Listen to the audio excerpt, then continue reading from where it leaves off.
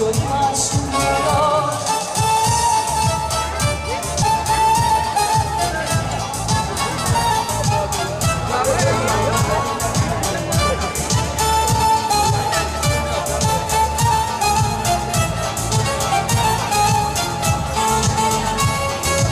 Για μια ολόκληρη ζωή, για μια ολόκληρη χαρά, γι' αυτό γεννιέται το κορμί, γι' αυτό ανασταίνεται την καρδιά, για μια δική μας αστραφή μέσα στο ξένο ουρανό, γι' αυτό το λίγο που καρκεί.